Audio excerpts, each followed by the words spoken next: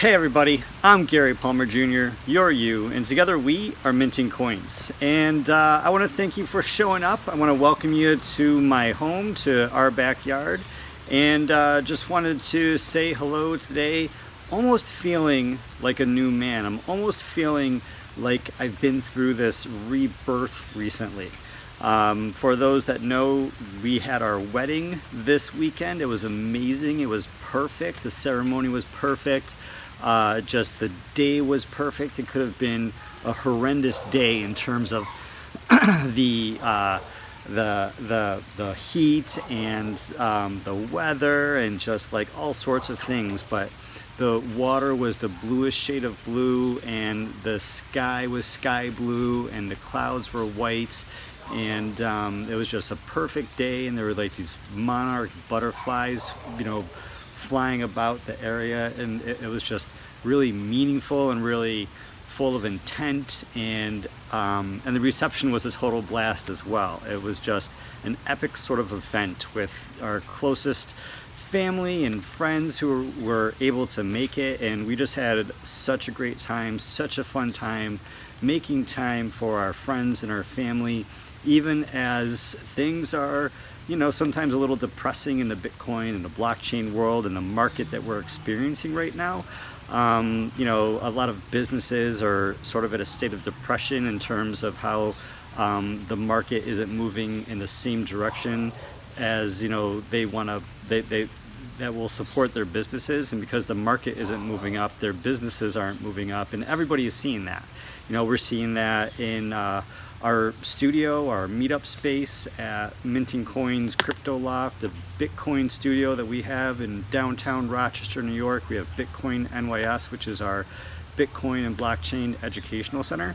We have free meetups. We've been having free meetups for, what, about a year and a half now, and when the market is down, nobody shows up, or just a few people show up, and it can be really depressing. It can be really frustrating. It can be really damaging, not just on the personal vision and the idea of why we're all here, but it can be really damaging on the business as well, on the trajectory of, you know, our numbers and moving our business forward and making it that, you know, people can survive and continue doing the things that they love doing with the products and the services that they're providing. And that's been really, really difficult for us because for the most part, we're not really supplying any products or services. We have our crypto loft and our, you know, the Bitcoin studio. We have these free meetups. We're not making a lot of money with free meetups. We're having some minor consulting on some levels, and typically the way the consulting goes is that we have a meeting, we talk about some Bitcoin and blockchain, and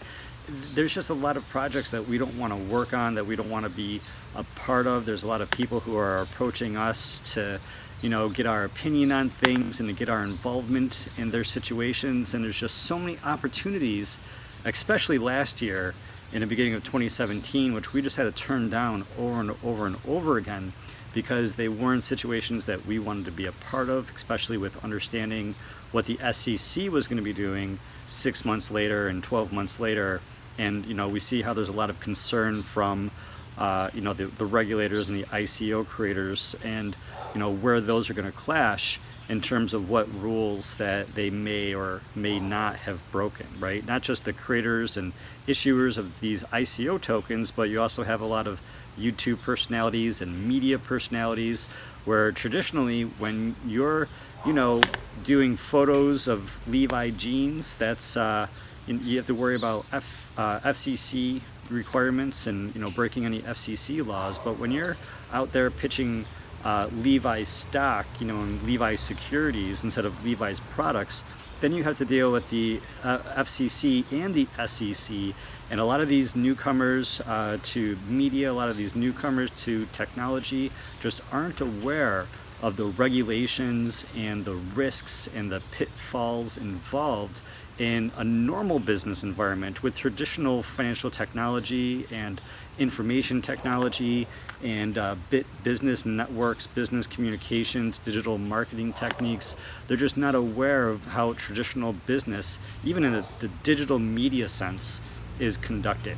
And so when you take that sort of idea that they do or they don't know how traditional business works, and then you bring them this Bitcoin and blockchain technology, and they get all these ideas from all these people on, you know, social media and in their networking communities. They think that they can just fit what it is that they're told into the box of everything it is that they know, and there's just too many people out there that want to, you know, let people hear what they want to hear, because in return those people are going to give them money for the consulting and for the creation of the, you know, for the ideas and projections of what these people want.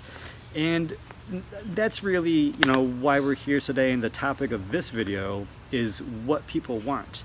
In these, you know, most of these business cases, most of these business scenarios, these businesses are simply looking for money. They're looking for crowdfunding. They're looking for investor marketing, investor sourcing, and they want to use either blockchain as a buzz term, or they want to use blockchain as a quick fix into their technology and business operations to get new money into the door, or to influence the public perceptions of who they are and what it is that they're doing. And it just doesn't necessarily work that way. So why are they here? They're here for the money. Why are they here? They're here for the buzz and just to jump on the wagon, jump on the train, jump on, you know, the rocket ship, because they hear that everyone is gonna, you know, love that and see that, and they think it's really cool. But the problem is that nobody is taking the time to understand what is Bitcoin. Why is Bitcoin different? Why is it new? Why is it here? It's not that Bitcoin is digital money. We've had digital money since the 1950s. The 1950s, Bank of America patented IRMA, the electronic management of records and accounting. And ever since the 1950s, the Federal Reserve and the United States world banking systems have been digitizing money, counting money using electronic communications. You know, so we've had digital money since the 50s. We've had Bitcoin since 2008. Bitcoin is not new or different because it's digital. Bitcoin is new and different because it's the first time that any two people across the world can exchange either a secure message or a unit of value without requiring this third party. And we had the internet, and we had all of these companies and all these businesses that were getting onto the internet. They were just creating websites because they thought it was cool. I remember when Ford didn't think it was interesting to have Ford.com, and then when they did decide to get around to getting it and just putting up a single page, this is who we are, then their stock goes up a little bit, right? No one understood the power of email. No one understood the power of computers. No one understood the power of the internet technology, internet communications. They just all saw it as a buzz term, and fads, and just new technology that was at 1% market penetration was never going to catch on.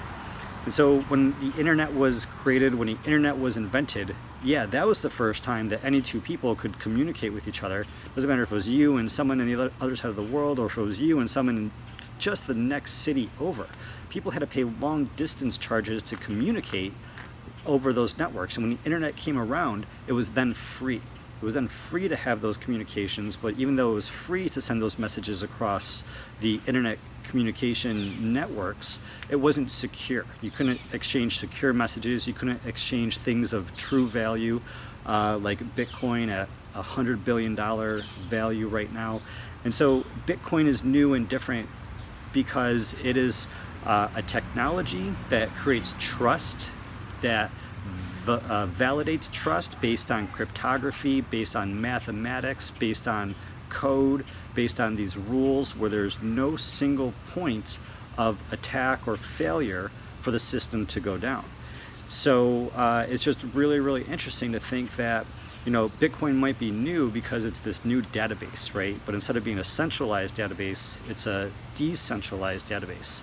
But I want you guys to recognize Bitcoin is just an evolution. It's a continuation of what we have always known, of the computers, of the telephones, of the internet, of Web 2.0. We had TCP/IP for the computers, and we had SMTP for email, and we have HTTP protocol for browsing, and we have SSL for security. And now we have this missing puzzle piece, this last puzzle piece, probably not the last puzzle piece, but this next step in the evolution of internet communications technology, the Bitcoin protocol, the blockchain protocol, which is intimately tied to Bitcoin.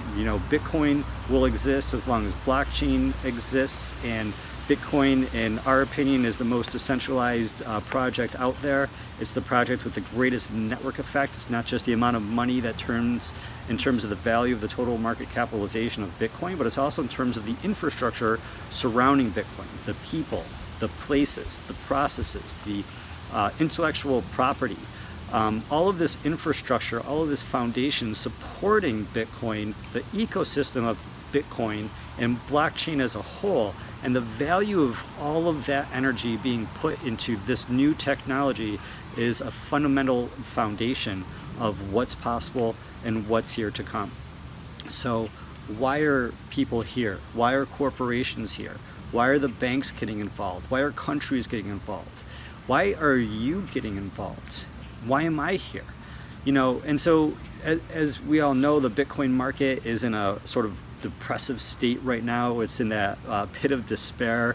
It's at that part where everyone is really wondering if they made a right decision having Bitcoin and holding on to Bitcoin, and if this is something that really has value. And those people are looking at the value, those people are looking at the price, and if you're feeling this huge state of despair, even if you're not here for the money, one of the main reasons why psychologically as a human we're feeling this pain is because of our psychological connection to money, psychological connection to the price of these assets.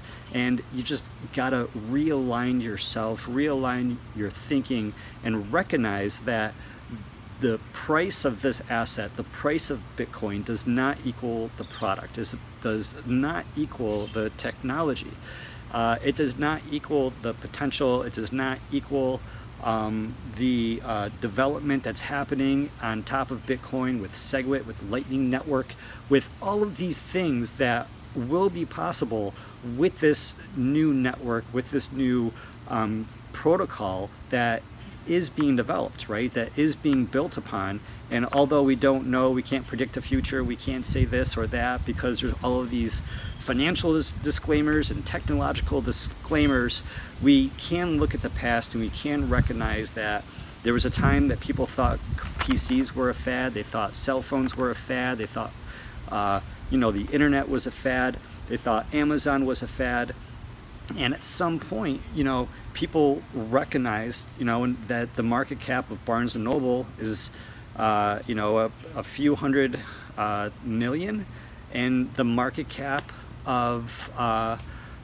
Amazon is about $1 trillion, and that the potential of technology to deliver on goods, deliver on services, to make simplified, complex relationships, supply chain management, relationships between the suppliers and distributors and consumers is all going to become even more efficient, even more powerful, with better service, more potential with this new protocol that's being added on top of the internet.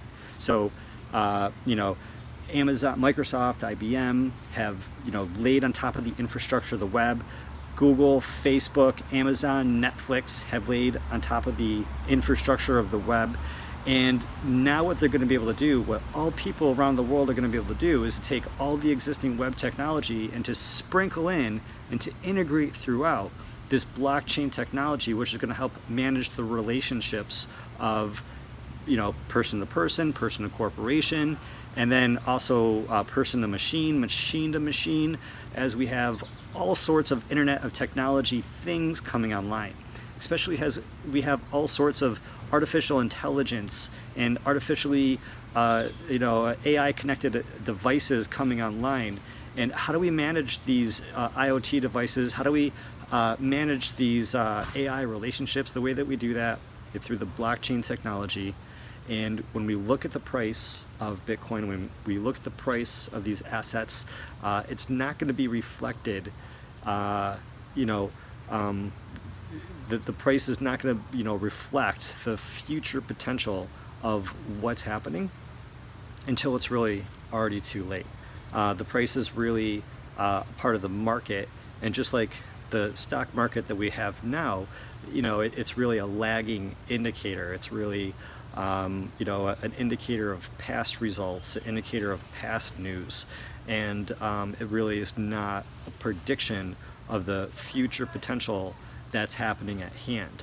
And so, continuing on with this question, why are we here? Why are you here? Why am I here? Are we really here for the gains, or are we here because we recognize why Bitcoin is different? We're here because we recognize the revolutionary aspect of blockchain technology, and for Bitcoin to seriously disrupt every internet-connected human device and company on this planet. And I just don't think that anybody can put the genie back in the bottle. Even if the internet goes down, the internet would go back up, the networks would go back up, Bitcoin would go back up. And I think a good direction is making progress for everybody moving forward, and we're going to do that together. We're going to do that by keeping these meetups going. We're going to do that by keeping the education going. We're going to do that by keeping these videos going, and we're going to do that by keeping ourselves going. It doesn't matter if we're in a bull market or a bear market. We are here for the long haul. We are here for this technology. We are here for the potential that this has to affect everybody everywhere, from our local communities to our world communities. And after we get the Space Force up and running, it's going to be expanded to our intergalactic communities as well, because it doesn't matter if it's on this planet or another planet. If they have these fiat systems that are controlled by centralized authorities, by centralized organizations, as we've seen in the countries around the world like Greece, as we've seen in Venezuela, as we've seen in as recently as Turkey, as we have seen in Zimbabwe, as we have seen in so many other places. And this could continue on into the next world financial crisis. And it's going to be interesting to see what happens with gold. It's going to be interesting to see what happens with Bitcoin specifically. And it's going to be really interesting to see as the rest of the world comes in to this technology and what that means for the interconnected relationships of everyone and everything everywhere, assuming that there's more people who are verifying their own transactions with this blockchain technology, and we don't just evolve into a world that uses this technology, but people still give up their freedom and still give up their sovereignty for centralized organizations to do the validation for them. So learn this with us, learn this on your own. Don't trust us, validate your own information. And I hope that you have a good balance of your work life and your family life. I hope that you have a good balance between making money and making positive change for your local communities and for your world community as well.